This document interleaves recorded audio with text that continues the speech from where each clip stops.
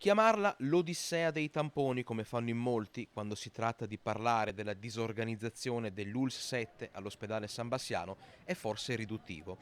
Ore di attesa al freddo, mischiando pazienti positivi e gente sana, personale costretto a lavorare in condizioni precarie. Vicende note per cui il nosocomio di Bassano sta diventando tristemente celebre in tutto il Veneto. In mezzo ai tanti Ulisse costretti a vivere questa odissea, la vicenda del signor Daniele è emblematica ed è lui stesso a raccontarcela. Io sono andato all'U7 di Bassano il 2 gennaio alla sera per avere il tampone molecolare di conferma.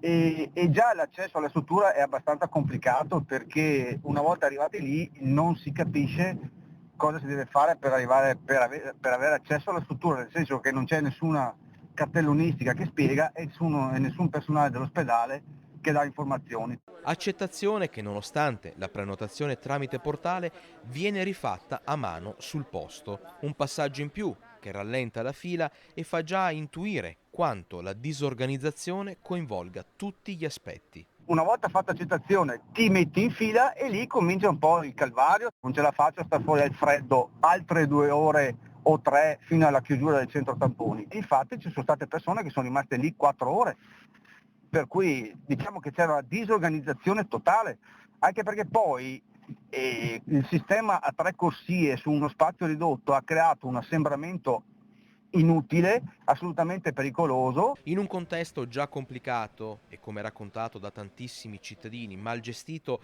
sono proprio le persone in fila a non spiegarsi certe scelte organizzative. Il nome del paziente che doveva sottoporsi al tampone non veniva messo su un tabellone luminoso o qualcosa, ma veniva chiamato a voce da un'infermiera che o ti chiamava per il numero o per il nome di battesimo o per il cognome, oppure diciamo mischiando i 3 elementi a piacimento. Ma se uno fosse stato distante non avrebbe mai sentito il suo nome, quindi gioco a forza dovevi essere vicino a dove c'era sta infermiera, e quindi questo ha creato anche una situazione pericolosa, perché lì c'era gente positiva, con raffreddore, gente che starnutiva, che tossiva, gente con la febbre. Ma se tutto questo non bastasse, quello che è successo al signor Daniele nei giorni seguenti è ancora più sconcertante. Ma ne parliamo domani.